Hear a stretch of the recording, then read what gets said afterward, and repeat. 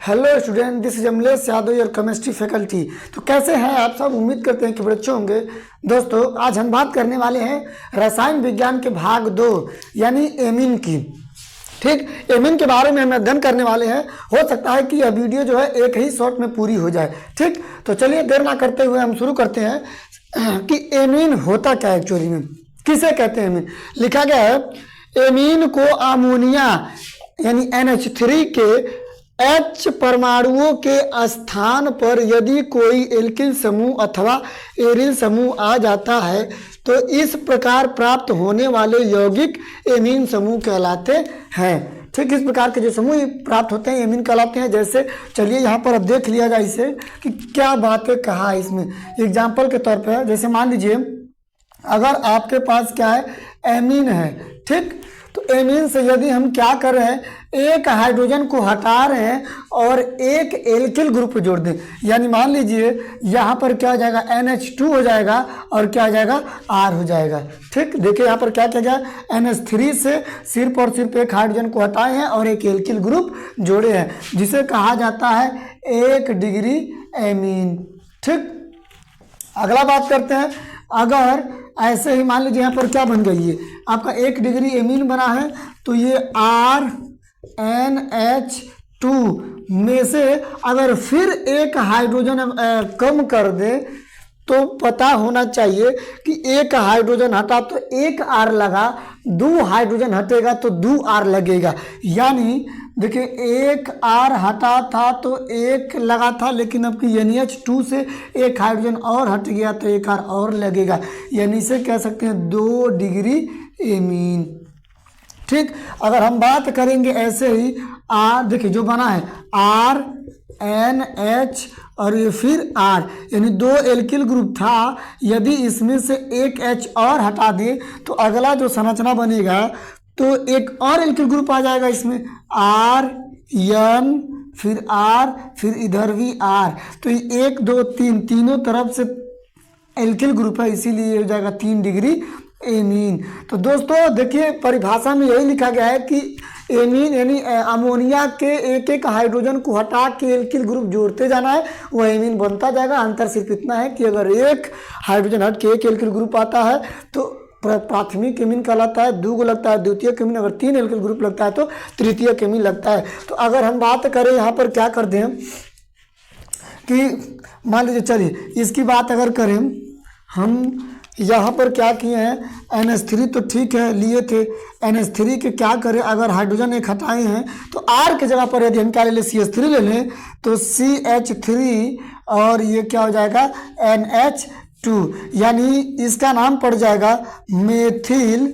CH3 को बोला जाता है मेथिल और इसको कह सकते हो एमीन। ठीक, तो अगर देखिए फिर तो दूसरा वाला देखेंगे हम, यानी यही वाला यानी बना है CH3NH2, यानी मेथिल एमीन से यदि फिर एक हाइड्रोजन को विलुप्त कर दें और एक क्या करें, यानी मेथिल ग्रुप को ले दें तो यही ना बनेगा। देखिए यहाँ R की जगह पर केवल CH3 लेना है तो CH3NH क्या बनेगा, CH3। तो साफ साफ आपको दिखाई दे रहा है दो को मेथिल ग्रुप है, तो आप कह सकते हो डाई मेथिल, 2 का CH3 है इसीलिए हो जाएगा डाई मेथिल, और इसके लिए एमीन का उपयोग करते हैं, डाई मेथिल एमीन। ठीक, तो यदि अगर इसके जगह पर भी लेंगे, यानी पहले इसे उठाना पड़ेगा आपको, यानी CH3 फिर था आपका NH और ये था आपका CH3, यदि इसमें से एक हाइड्रोजन को और कम कर दें तो एक ग्रुप और जोड़ दीजिए CH3, उसके बाद हो जाएगा, देखिए N के पास से सारे हाइड्रोजन गायब तो 3 को जुटेंगे ग्रुप, यानी CH3 तो ये बनेगा आपका, देखिए 1 2 3 3 गो है तो 3 के लिए होता है ट्राई, और CH3 को बोलते हैं मेथिल और N को बोलते हैं एमीन। यानी देखिए ये था ट्राई मेथिल एमीन। तो दोस्तों आपको ये समझ में जरूर आया होगा। तो ये था अभी एमीन क्या होता है, एक एक हाइड्रोजन को हटाते गए, एक ही एल्किल ग्रुप को लगाते गए। लेकिन यदि हम बात करें एरिल, आप कहेंगे कि सर एरिल हटाइए, ठीक है, तो एरिल आपको जैसे हम बता दें, मान लीजिए NH क्या ये 3 है। तो NH3 से अगर एक हाइड्रोजन को हटाएं तो हम क्या करें, यहाँ पर अगर एक एरिल ग्रुप को जोड़े हैं, मतलब जो बंद श्रृंखला होती है बेंजीन को, तो यहाँ पर भी NH2 होगा। देखिए NH3 था, NH3 से एक हाइड्रोजन को हटाया गया और एक पूरा एरिल ग्रुप को जोड़ा गया, तो इसका नाम पड़ता है एनिलीन।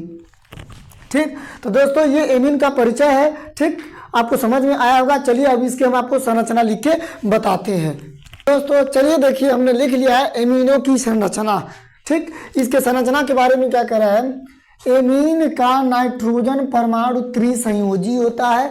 आप ध्यान दीजिएगा, जब NH3 होता है तो यह एक त्रिसंयोजी होता है। ठीक, क्योंकि नाइट्रोजन के पास 3-3 हाइड्रोजन मौजूद होते हैं, बारी बारी से करके उनको हटाना रहता है, इसीलिए कह दिया है त्रिसंयोजी होते हैं। एवं इस पर एक क्या लिखा गया है यहाँ पर, इस पर एक इलेक्ट्रॉन युग्म होता है। एमीन में नाइट्रोजन के कक्षक sp3 संकरित होते हैं तथा इनकी आकृति क्या होती है, पिरामिडी होती है। देखिए दूसरी बात क्या कह रहा है, एवं इस पर एक इलेक्ट्रॉन युग्म होता है। आप जब भी नाइट्रोजन को देखते हो एमीन में तो क्या होता है, देखिए नाइट्रोजन तो यही होता है, इसके बाह्य कोश में होते हैं टोटल कितने इलेक्ट्रॉन, 5 इलेक्ट्रॉन, यानी 1 2 3 4 5। ठीक, जिसमें से ये हाइड्रोजन से लग जाता है और ये भी हाइड्रोजन से और ये भी हाइड्रोजन से। और देखिए यहाँ पर 3 तो क्या हो गया, एक बंद आबंद बना लिए, लेकिन एक लोन पेयर सीधे दिखाई दे रहा। तो वही कह रहा है कि इस पर एक इलेक्ट्रॉन युग्म होता है, एक इलेक्ट्रॉन युग्म है और 3 क्या होते हैं, हाइड्रोजन मौजूद होते हैं। ठीक, आगे लिखा है कि कक्षक sp3 संकरित होता है, लेकिन इसकी आकृति क्या होती है, पिरामिडी होती है। अगर हम बात करें इसकी तो आपको पता होगा इसकी संरचना कुछ ऐसी रहती है। इसके बीच का जो एंगल बनता है दोस्तों, आप कहोगे कि 107 डिग्री का एंगल बनता है। यदि हम इस हाइड्रोजन के जगह पर अगर क्या ले लें, एल्किल ग्रुप ले लें, तो इसका एंगल 1 डिग्री बढ़ जाता है। जैसे नाइट्रोजन के पास लोन पेयर है, यहाँ पर ये और यहाँ पर R और यहाँ पर ये थोड़ा सा झुका रहता है इसके तरफ, और ये R ऐसे, यानी ये हो गया इधर, ये हो गया इधर और ये हो गया इधर, यानी इसके बीच में जो एंगल बनेगा 108 डिग्री का बनेगा। ठीक, इसकी आकृति क्या होती है, यानी जो ज्यामिति होती है पिरामिडी होती है। ठीक, एक बात ध्यान दीजिएगा, यहाँ पर 108 बन रहा है, यहाँ पर 107 बन रहा है। क्यों, क्योंकि लोन पेयर यहाँ पर दिखाई दे रहा है। ठीक, लोन पेयर इसमें लोन पेयर और इलेक्ट्रॉन पेयर के बीच में क्या हो गया, वो प्रतिकर्षण हुआ होगा। किसी में आपको पता है कि इलेक्ट्रॉन एक दूसरे को क्या करते हैं, प्रतिकर्षित करते हैं, तो थोड़ा इसमें धक्का मार दिया, इसीलिए कितना 108 हो गए, जबकि इसमें थोड़ा सा कम फोर्स लगा था, इसीलिए 107 डिग्री पर ही बचा है। तो ये इसकी संरचना हो गई। अगर हम आपसे क्या देख के बताइए, NH3 यानी अमोनिया का कहा गया है कि क्या बोलते हैं हम, क्या ये sp3 संकरित कैसे होता है, तो आपको बताया गया होगा। निकालने का एक तरीका होता है कि जो सेंट्रल मेटल एटम होता है वह देख लेते हैं पीरियोडिक टेबल में कितने, कौन सा ग्रुप यानी समूह नंबर कितना होता है उसका, तो नाइट्रोजन का होता है 5। ठीक, उसके बाद प्लस लिखते हैं कि बगल वाला यानी हाइड्रोजन हो, क्लोरीन हो, ब्रोमीन हो, फ्लोरीन हो, कितना नंबर में है, तो यहाँ पर 3 है तो लिखेंगे +3। ठीक, उसके बाद माइनस लिखा जाता है, देखा जाता है कि कितना चार्ज है, तो इस पर तो चार्ज नहीं है, तो 0 के अपान कितना होता है 2। ठीक, उसके बाद क्या करेंगे, यहाँ पर कितना हो जाएगा, ये 3 और 5 कितना होगा, 8 हो जाएगा, और ये अपान 2 काट देंगे तो 4 आ जाएगा। 4 के लिए क्या होता है, एक यस आता है और पी पर 3 आता है। ठीक, यानी एक यस कक्षक भाग लेता है और 3 पी। साफ साफ देख रहे होगे, ये एस कक्षक है और ये 3 क्या है, पी कक्षक है। इसमें ये एस कक्षक है और ये 3 पी कक्षक है। तो ये था एमीनो की संरचना, आप इसे लिखिए। चलिए अब अगला हम आपको बताते हैं। तो दोस्तों देखिए, अगला हेडिंग हमने लिख दिया है एमीन बनाने की विधि। याद रखिएगा, सबसे महत्वपूर्ण हेडिंग है ये, एमीन बनाने की विधि एग्जाम के दृष्टि से बहुत जरूरी है। आप कॉपी पेन लेके इसे हमारे साथ लिखते रहिएगा। देखिए हमने बोर्ड पर इतना लिखा है कि बोर्ड के लिए अगर देखा जाए तो ये बहुत ज़रूरी है। पहली बात, अगर किताब से खोजेंगे तो भी बड़ा हो जाएगा, इसीलिए हमने इतना लिखा है कि आपके लिए काफ़ी है। इतना आप इतना लिखिए और इतना याद करिए, ना तो आपके लिए बहुत ज़्यादा है ना तो आपके लिए बहुत कम है। ठीक, तो चलिए ठीक है, काम चलाने लायक बहुत बढ़िया है आपका। तो लिखा है एमीन बनाने की विधि। ठीक, तो लिखा गया है एमीनों का विरचन। देखिए यहाँ पर विरचन शब्द है, विरचन माने वही बनाने की विधि ही होती है। हमने एनसीईआरटी की लाइन उठा के यहाँ पर लिखा हुआ, इसलिए थोड़ा शब्द इधर उधर होंगे लेकिन काफ़ी आसान है। एमीनों का विरचन निम्नलिखित विधियों द्वारा किया जाता है, यानी एमीन बनाने की विधि निम्नलिखित विधियों द्वारा की जाती है। सबसे पहला देखिए क्या लिखा है, नाइट्रो यौगिकों का अपचयन। बहुत ही जरूरी है नाइट्रो यौगिकों का अपचयन, यानी आप एरिल ले लो या आप एल्किल ले लो, आपको उस पर NO2 लगाना है और फिर अपचयन करके तब जाके आपको बनाना है क्या बोलते हैं, एमीन। तो ठीक, चलिए पहले देख लेते हैं लिखा क्या है। नाइट्रोजन यौगिक सूक्ष्म विभाजित निकेल, यानी नाइट्रोजन यौगिक तो होगा, उसमें उपस्थिति देनी है किसकी, निकेल और पैलेडियम अथवा प्लेटिनम। निकेल Na, फिर पैलेडियम Pd, प्लेटिनम Pt की उपस्थिति में हाइड्रोजन गैस प्रवाहित करने से एमीनों में अपचयित हो जाते हैं। यानी कह रहा है कि आप कोई नाइट्रोजन युक्त ऐसे यौगिक लीजिए जिसे आप क्या करो, हाइड्रोजन गैस प्रवाहित करा दो Pt, Pd या Na की उपस्थिति में, तो एमीन प्राप्त हो जाएगा। कैसे प्राप्त होगा, चलिए एग्जाम्पल के तौर पे देखा जाए। यहाँ पे हमने मान लीजिए यहाँ पर ले लिया NO2, नाइट्रोजन युक्त एक यौगिक ले लिया। ठीक, नाइट्रोजन युक्त एक यौगिक लिया जिसकी क्रिया हम करा दे किसके साथ, हम यहाँ पे उपस्थिति देखिए लगा दे रहा हूँ। बोला है या तो निकेल लीजिए या तो Pt लीजिए या तो Pd लीजिए। आप गैस प्रवाहित कराइए, कितना गैस प्रवाहित कराइए तो अभी पता चलेगा, क्योंकि देखिए ये नाइट्रोजन युक्त यौगिक है तो हमें एमीन लाना है, यानी NH2 तो लाना पड़ेगा। देखिए एक बार फिर यहाँ पे NO2 है, जब हम यहाँ पे NH2 लाएंगे तभी तो एमीन कहलाएगा। तो आपको पकड़ के लाना है यहाँ पर N तो एक मौजूद है। ठीक, यहाँ पर हमें 2 हाइड्रोजन को लाना है, तो याद रखिएगा यहाँ पर 2 हाइड्रोजन को लाना है। तो निकेल Pt, Pd जो है ये एक ऐसे उत्प्रेरक हैं जो हाइड्रोजन देने का काम करते हैं।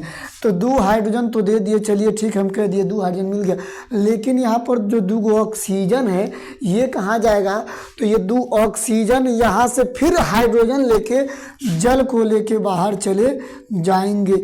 आप कहोगे सर यहाँ पर ऑक्सीजन तो 2 है, यहाँ पर ऑक्सीजन 1 है, तो आप यहाँ पर आगे 2 लगा दीजिए ताकि ऑक्सीजन पूरी हो जाए। तो ऑक्सीजन को 2 तो पूरा कर दिए, लेकिन हाइड्रोजन कितना हो गया, 4। ध्यान दीजिएगा, 4 हाइड्रोजन यहाँ की ज़रूरत पड़ी है और 2 हाइड्रोजन यहाँ ज़रूरत पड़ी है। हमें टोटल 6 हाइड्रोजनों की आवश्यकता पड़ी है, इसीलिए यहाँ 2 ना लिख के हम क्या लिख देंगे, 6 हाइड्रोजन लिख देंगे। ठीक, ये हो गया एरिल नाइट्राइट। ठीक, यानी जो बंद था वो हो गया। लेकिन हम ये कह दें कि अगर बंद वाला ना करके हम क्या खुला वाला करें, नहीं, यहाँ पर R ले ले, R के जगह पर जैसे R, ठीक, उसके बाद क्या लिखा है NO2, उसके बाद हम तब जाके क्या करें, यहाँ पर Pt, Pd की उपस्थिति में कराएं, तब यहाँ पर क्या होगा, तब यहाँ पर जो देखिए जो यहाँ पर ये बेंजीन दिखाई दे रहा था, ठीक है ना, इसका नाम हो जाएगा नाइट्रोबेंजीन। आप लिख सकते हैं यहाँ पे, अगर यहाँ पे लिखना चाहे तो आप लिख सकते हैं नाइट्रोबेंजीन। नाम आप लिख लीजिएगा, नाम जरूरी होता है, नाइट्रोबेंजीन। और यहाँ पर इसका नाम हो गया एनिलीन। ठीक, और यहाँ पर अगर ये यदि R के जगह पर हम क्या ले, चलिए डायरेक्ट CH3 लेते हैं, R के जगह CH3 ले लें तो क्या हो सकता है, ये नाइट्रोमेथेन। इसका नाम हम लिख देंगे मीथेन। आप अपने फेयर कॉपी पर जरूर लिखोगे, ठीक। जब नाइट्रोमीथेन लेंगे तो यहाँ पर हमें मजबूरी है कि 6 हाइड्रोजन आपको देनी ही पड़ेगी। आप जैसे दें, क्योंकि यहाँ से 2 ऑक्सीजन को हटाएंगे तो एक तो जल लेके बाहर चला जाएगा, ठीक। जल लेके गया तो जल को दू है तो दू पूरा करोगे तो 4 हाइड्रोजन ऐसे ही हो गया। बचा क्या आपका CH3, उसके बाद NH2, यानी आपका बन गया, क्या बन गया, मेथिल एमीन। आप कह सकते हो इसे मेथिल एमीन या एक तरीके से एमिनो मेथेन भी हो सकता है ये, ठीक है ना। तो ये हो गया R लिए हैं तब, यानी CH3, और ये बंद वाला यानी एरिल लिया गया है तब। तो आप दोनों एग्जाम्पल को सेट करके रखोगे, एग्जाम में कोई एक ही लिखोगे, ठीक। चलिए अब अगला बनाने की विधि देखते हैं। एल्किल हैलाइडों का एमोनिया अपघटन बहुत ज़रूरी है। ये भी आप हेडिंग को देख के मत भागिए कि कठिन है, कठिन नहीं है, बस आप बने तो रहिए साथ में। एल्किल हैलाइड RX का एमोनिया अपघटन, हमें अपघटन कराना है NH2 या NH3 के द्वारा। जरा देखिए क्या लिखा है, अमोनिया अणु द्वारा, अमोनिया यानी NH3 अणु द्वारा CX आबंध के विदलन की प्रक्रिया को अमोनिया अपघटन कहते हैं। अमोनिया के द्वारा यानी CX आबंध विदलन को, यानी कार्बन और X के बीच में जो विदलन होता है उसी प्रक्रिया को हम लोग अमोनिया अपघटन कहते हैं। देखिए यहाँ पर अमोनिया लिखा गया है, जैसे हमने कहा था अमोनिया लेंगे और CX यानी RX, इसके जगह पर C के जगह पर R भी ले सकते हैं, RX यानी अमोनिया, और इसके बीच में विदलन जब कराएंगे तो वही क्या होगी, अमोनिया अपघटन। तो देखिए यहाँ पर हमने NH3 लिया है और प्लस RX लिया है, ठीक। तो आप देख पा रहे होंगे पहली बात, R और X में हाइड्रोजन इलेक्ट्रोनिगेटिव होता है, इलेक्ट्रॉन को खींचने की क्षमता रखता है।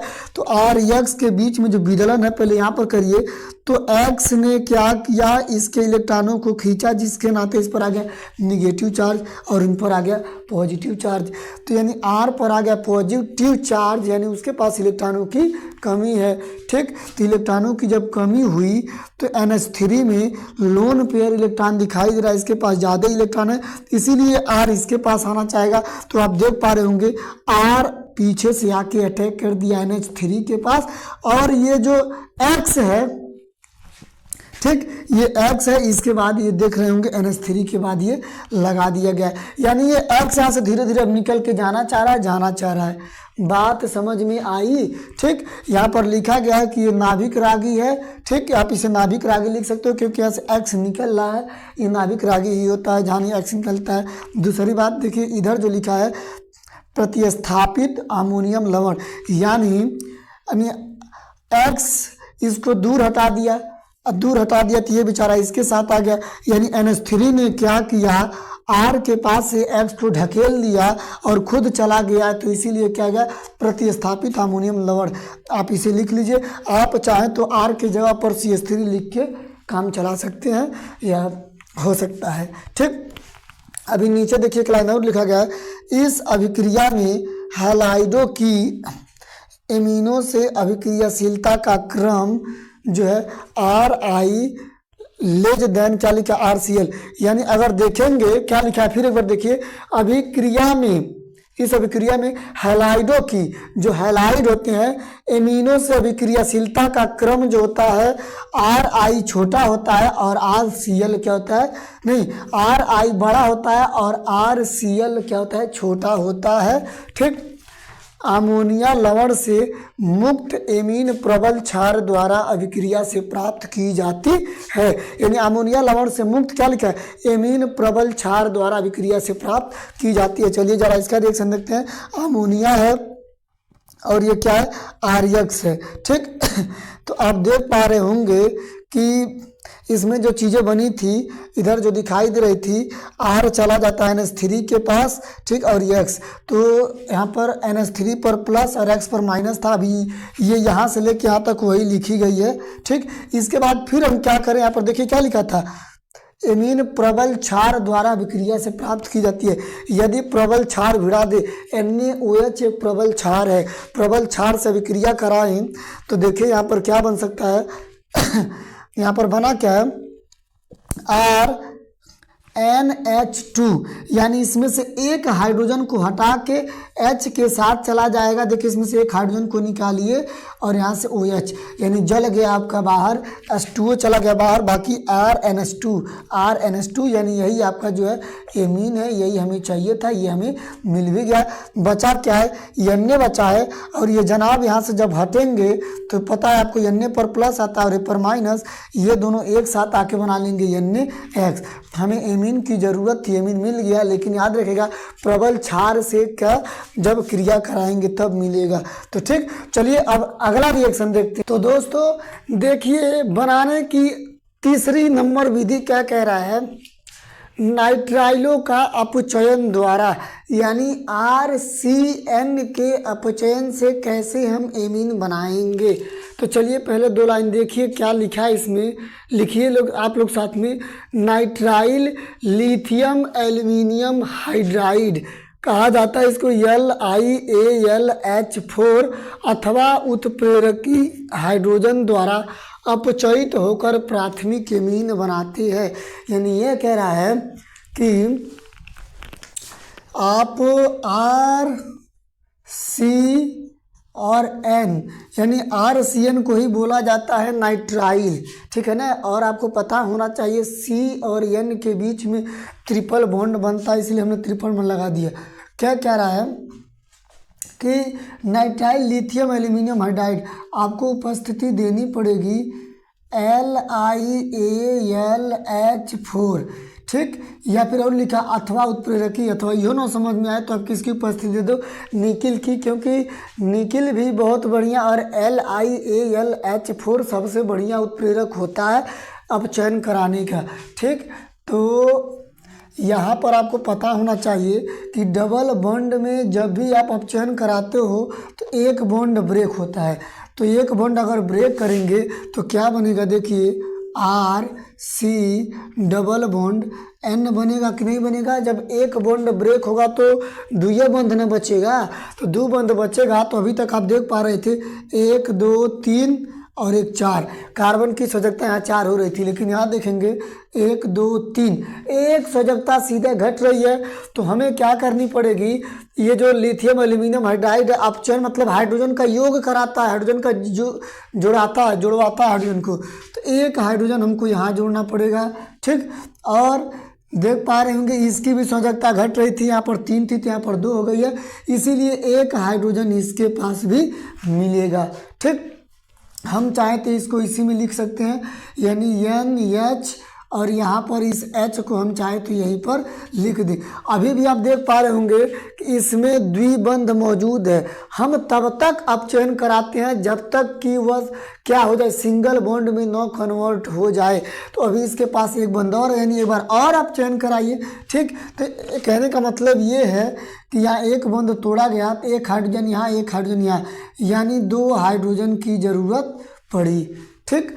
एक बार और चेक करते हैं कि यहाँ पर जो अपचयन होगा, यानी एक बॉन्ड जब इसे अब तोड़ेंगे, ठीक। यहाँ पर चलिए लिख देते हैं LiAlH4 लिथियम एल्यूमिनियम हाइड्राइड, या तो फिर आप सीधे लिख दीजिए Ni, ठीक।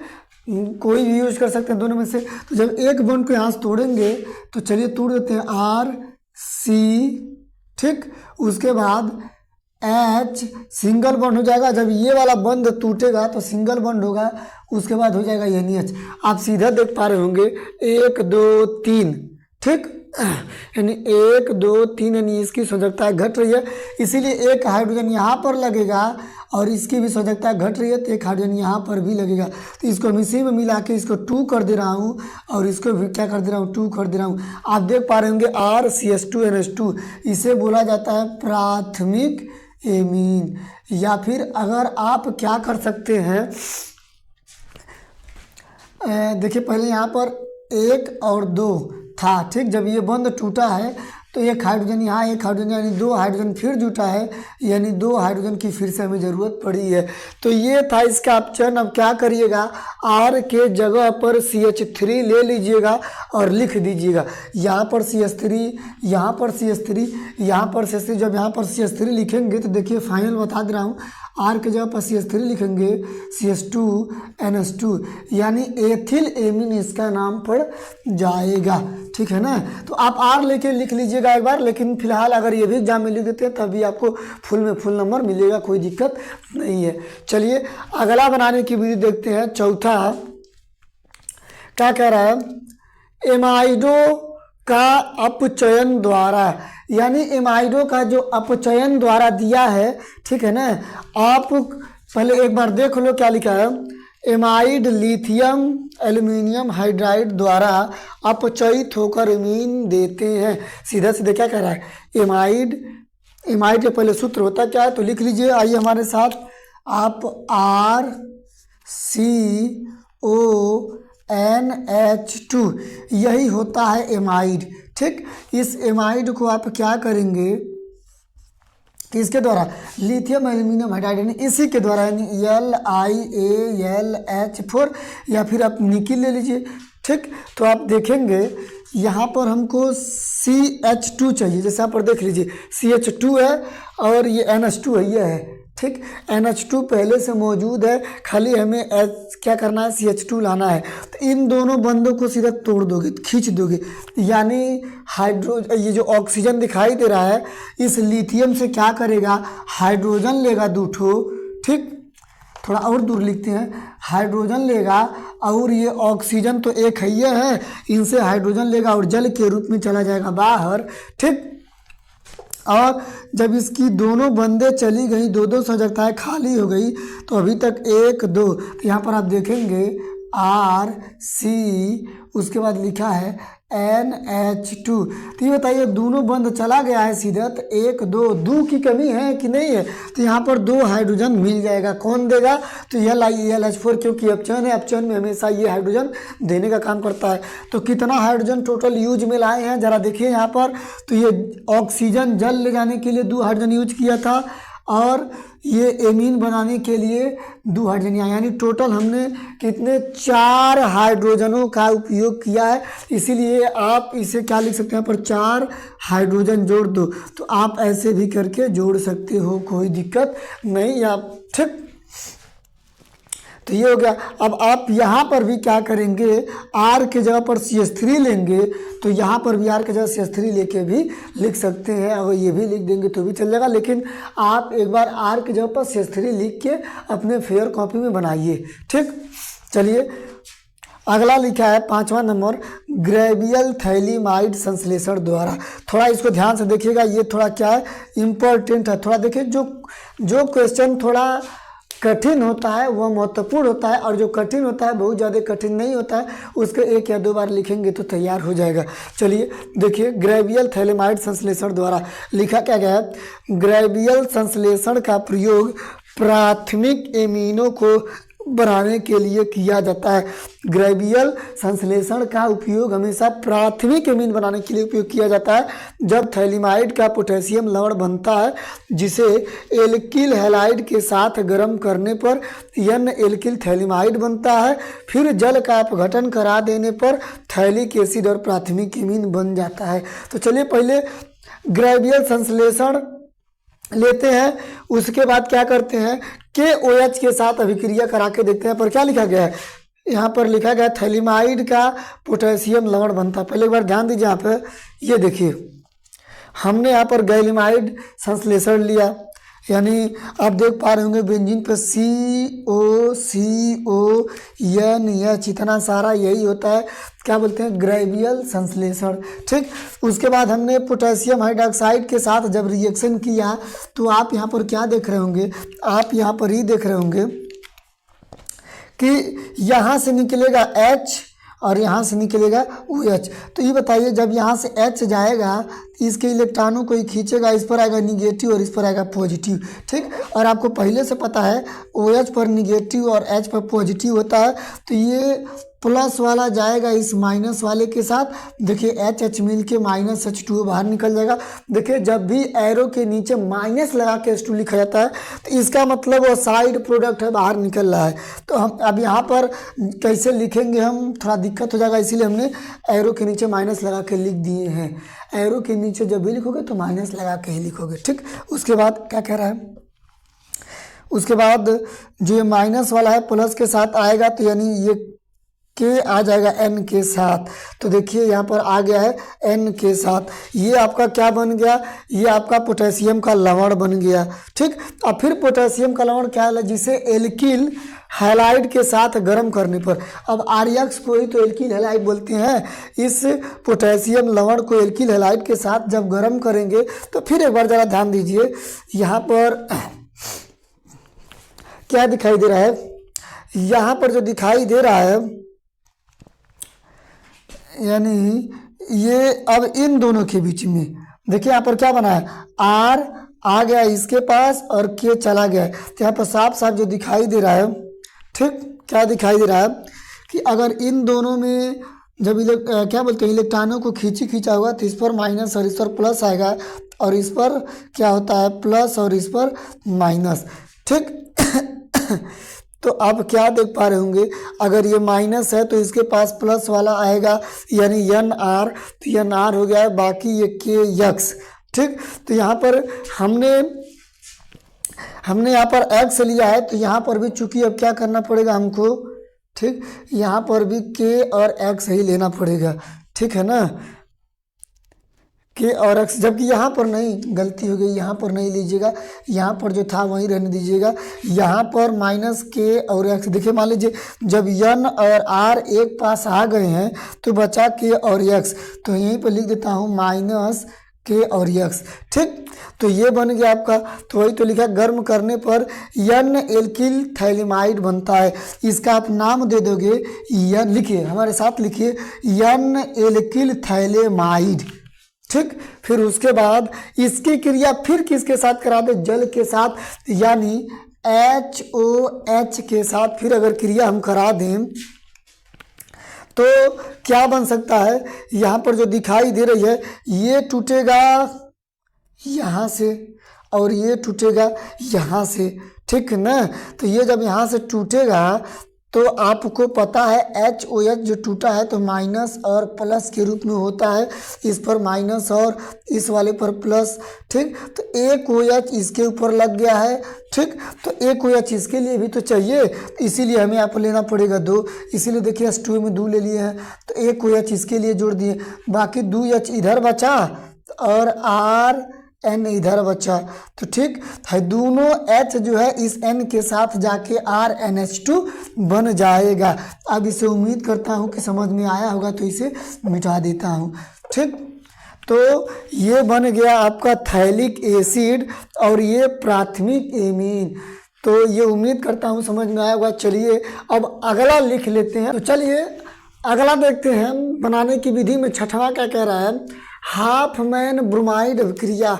तो मान लीजिए सबसे महत्वपूर्ण रिएक्शन है ये, इंपॉर्टेंट एग्जाम में हो सकता है कि आ रहा है इस बार, इसलिए बहुत ही ज़रूरी है। नाम से जितना रिएक्शन है इस चैप्टर में समझ लीजिए बहुत ज़रूरी है। ठीक, तो हाफमैन ब्रोमाइड अभिक्रिया क्या कह रहा है, हाफ मान कितने लोग कहते हैं, कितने लोग हाफ मैन कहते हैं। ठीक, तो चलिए देखते हैं क्या कहा है। जब किसी एमाइड को ब्रोमीन तथा एल्कोहलिक सोडियम पोटेशियम हाइड्रोक्साइड के साथ क्रिया कराई जाती है तो प्राथमिक एमीन बनता है। ठीक, इससे प्राप्त एमीन में एमाइड से एक कार्बन कम होता है। एक बार ज़रा ध्यान दीजिएगा, एक बात यहाँ पे ही कह रहा है कि आपको एमाइड लेनी है। एमाइड की क्रिया ब्रोमीन और क्या लिखा है, ब्रोमीन के साथ एल्कोहलिक, वो एल्कोहलिक या तो सोडियम हो या तो पोटेशियम या तो KOH के साथ या तो NaOH के साथ कराइए। तो चलिए RCONH2 ये एक एमाइड है, लिया गया है Br2। आपको पता है कि Br2 में डबल Br है। ठीक, तो यहाँ पर ये सीधा दिखाई दे रहा है और यहाँ पर कितना है NaOH जो है 4 बार आया है। तो मान लीजिए NaOH और NaOH 1 2 3 4 बार आया है कि नहीं आया है। तो हम यहाँ पर सीधा देखिए, अगर कुछ समय के लिए अगर इसे मिटा दिए, एक मिनट रुक जाइए अभी लिख देंगे फिर, तो N मिल के Na2 हो गया। ठीक, ये हो गया।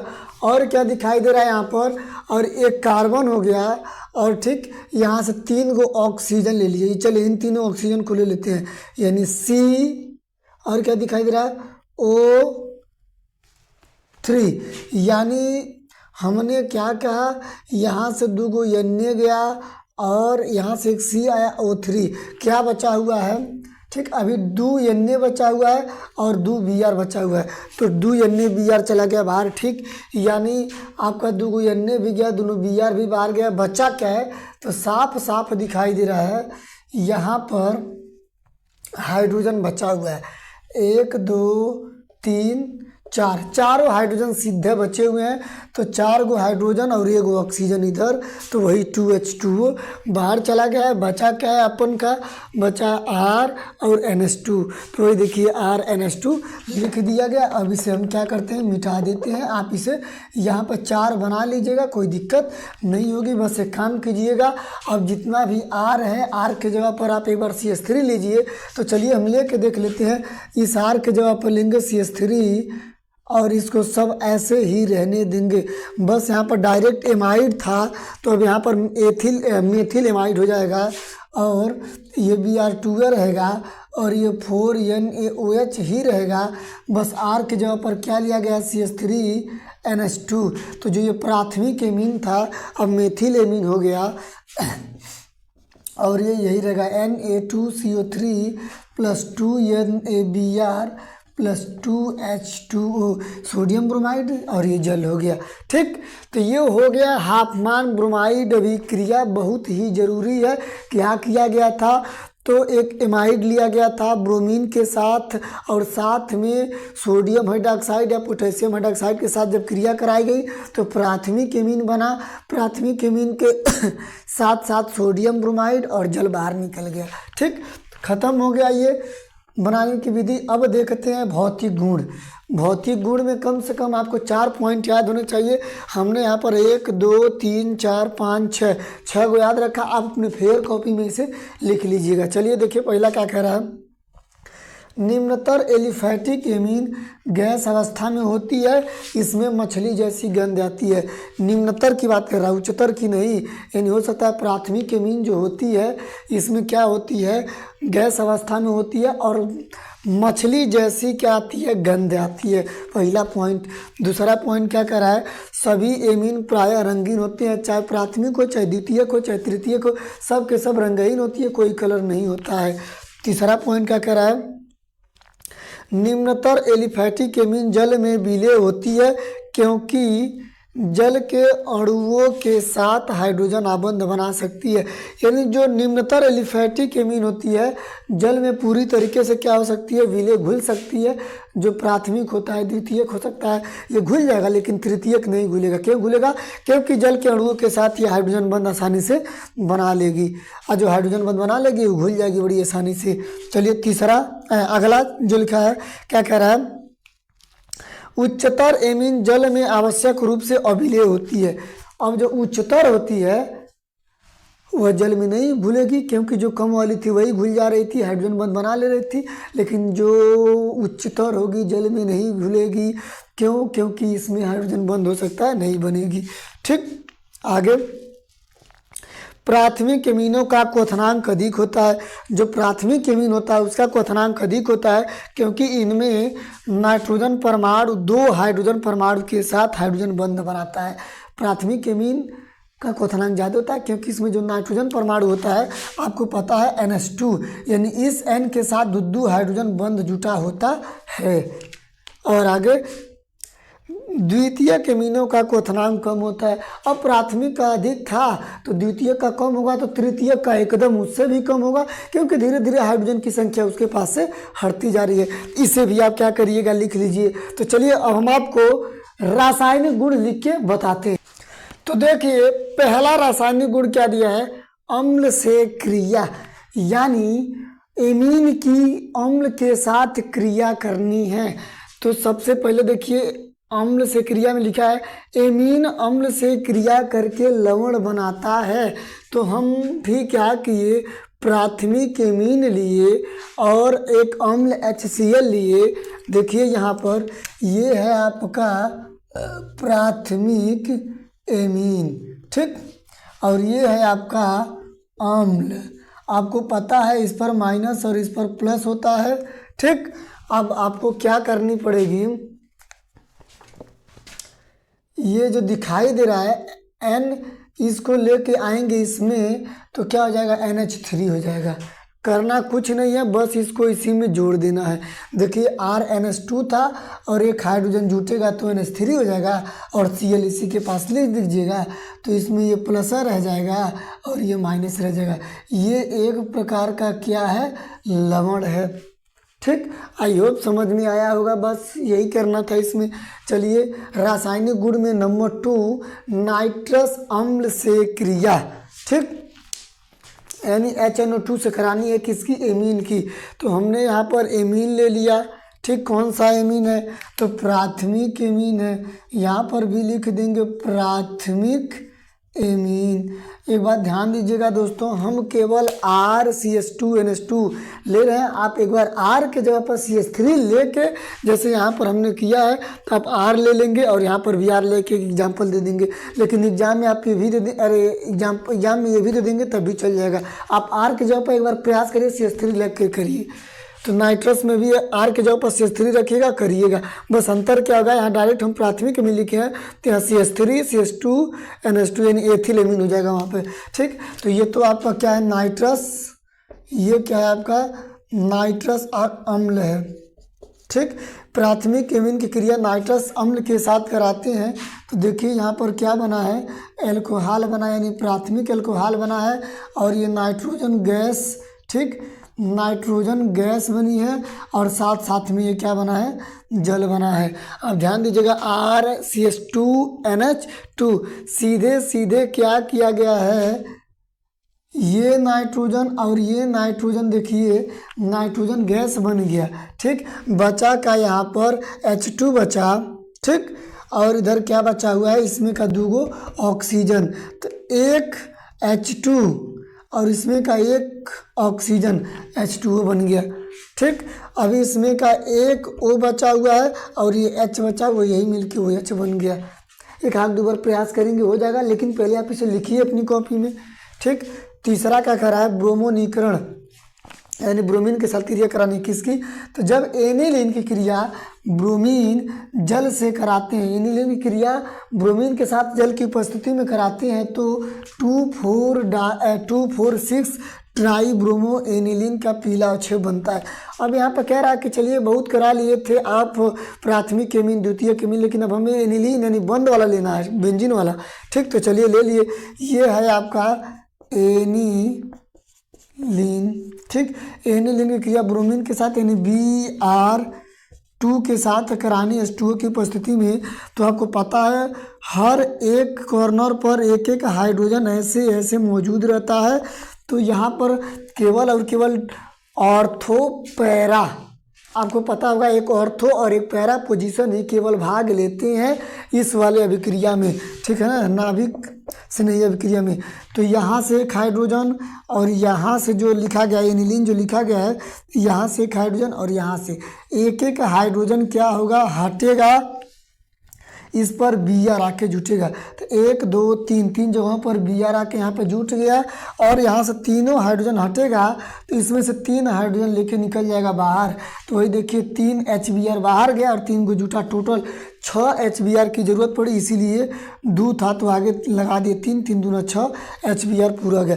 इससे आप क्या लिखोगे, 2 4 6 ट्राई और ये क्या है, ब्रोमो एनिलीन, ब्रोमो एनिलीन। ठीक, ये हो गया। चलिए रिएक्शन नंबर 4 रासायनिक गुण का देखते हैं, सल्फोनीकरण यानी H2SO4 के साथ क्रिया। तो लिखा है एनिलीन का सल्फोनीकरण सधूम्र सल्फ्यूरिक अम्ल के साथ 180 डिग्री ताप पर कराने से सल्फोनिक अम्ल प्राप्त होता है। आप ले लिए एनिलीन। ठीक, एनिलीन, ठीक, एनिलीन की क्रिया H2SO4 की। आप एक काम करिए, जब H2SO4 को तोड़ते हो तो एक HOSO3 ऐसे टूटता होगा। ठीक, ऐसे करके टूटता होगा। तो सीधा सीधा क्या कर रहा है, आप इसके सीधे इस वाले पोजीशन से यानी आर्थो मेटा पैरा वाले पोजीशन से एक हाइड्रोजन, देखिए मान लीजिए इन सब पर एक एक हाइड्रोजन मौजूद रहता है, यहाँ यहाँ यहाँ यहाँ। तो आपको केवल पहला पोजीशन को एक एच और यहाँ से ओ एच को क्या करना है, H2O बना के बाहर निकाल देना है। बाकी SO3 जो जूठा है इसी पे लेके जोड़ देना है। देखिए SO3H, तो क्या हो गया ये सल्फोनिक अम्ल, ये हो गया सल्फोनिक अम्ल। नीचे लिख लीजिएगा, लिख दे रहा हूँ यहाँ पर, चलिए कोई दिक्कत नहीं है, यहाँ लिख दे रहा हूँ सल्फोनिक और ये अम्ल हो गया, ठीक। और ये था आपका एनिलीन। चलिए अब अगला पांचवा रासायनिक गुण लिख के बताते हैं। दोस्तों ये देखिए महत्वपूर्ण नाम से रिएक्शन हमने लिख लिया है, कार्बिल एमील, ठीक। कार्बिल एमीन अभिक्रिया होती क्या है, तो लिखा गया इसमें वह अभिक्रिया जिसमें एलिफेटिक या एरोमेटिक एमीन को एल्कोहलिक के OH की उपस्थिति में क्लोरोफॉर्म की कुछ बूंदों के साथ गर्म करने पर आइसोसाइनाइड प्राप्त होता है, उसे कार्बिल एमीन कहते हैं, ठीक है ना। यानी कह रहा है कि आप क्या करेंगे, प्राथमिक एमीन लेंगे, एल्कोहलिक यानी कि OH लेंगे और साथ साथ में हम क्या करेंगे, क्लोरोफॉर्म की कुछ बूंदों को डाल के गर्म करेंगे तो आइसोसाइनाइड बन जाएगा, ठीक। यहाँ पे देखिए हमने लिख लिया है ये प्राथमिक एमीन के OH और CaCl3, ठीक। तो सब कुछ बनने के बाद हमने देखा था क्लोरीन 3 था, तो हमने यहाँ पर 3 लगा दिया था, इसलिए क्लोरीन 3 हो गया था। क्लोरीन 3 लगाए थे तो यहाँ पर K भी 3, पोटेशियम 3 हो गया था, तो पोटेशियम को 3 करने के लिए आगे लगाए थे 3, तो ऑक्सीजन 3 हो गया था, तो ऑक्सीजन को 3 करने के लिए यहाँ पर 3 लगा दिए थे, ठीक। ये देखिए आइसोसाइनाइड हो गया, ये प्राथमिक एमीन हो गया। आप R की जगह पर CH3 जरूर लेंगे, CH3 लेंगे तो यहाँ पर CH3 CH2NC हो जाएगा, यानी एथिल साइनाइड हो जाएगा ये, ठीक ना। तो आप CH3 जरूर लीजिएगा और इसे लिखिए कॉपी पे। नाम से रिएक्शन देखिए हमने इंपॉर्टेंट लिख दिया, बहुत ही जरूरी है। अगला देखिए स्मिथ अभिक्रिया। स्मिथ अभिक्रिया भी बहुत जरूरी होता है, एग्जाम में पूछा जाता है, लिखा है वो अभिक्रिया जिसमें कार्बोक्जिलिक अम्ल को, यानी ध्यान दीजिएगा कार्बोक्जिलिक एसिड लेना है, उसको सल्फ्यूरिक अम्ल की उपस्थिति में हाइड्रोजोइक अम्ल से क्रिया कराने पर प्राथमिक एमीन बनता है, उसे स्मिथ अभिक्रिया कहते हैं। देखिए लिखा गया CH3COOH यानी एसिटिक अम्ल, हाइड्रोजोइक अम्ल का सूत्र होता है N3H, ना कि NH3, अमोनिया नहीं है, यहाँ पे हाइड्रोजोइक अम्ल है N3H, H2SO4 की उपस्थिति है सांद्र, आपका बन गया मेथिल एमीन, नाइट्रोजन गैस और CO2, ठीक। तो इसे कॉपी पर लिख लीजिए। तो दोस्तों इतना ही ज़रूरी है जितना हमने यहाँ पे लिखाया है, आप इसे अपने फेयर कॉपी पे लिख लीजिए और तैयार कीजिए। अगर ज़रूरत होगी तो आप अपने हिसाब से वीडियो को क्या करिएगा, स्पीड बढ़ा दीजिएगा या कम करके अच्छे से देखिएगा, ठीक। जितना ज़्यादा हो सके इस वीडियो को अपने इष्ट मित्रों तक शेयर करिए, इससे बाहर एग्जाम में कुछ भी नहीं आएगा, ठीक। और हमारे वीडियो को लाइक, शेयर और चैनल को सब्सक्राइब जरूर करिए। हो सकता है कि अगला वीडियो भी 1 शॉट लेके ही आए। मिलते हैं अब अगले वीडियो में, तब तक के लिए धन्यवाद।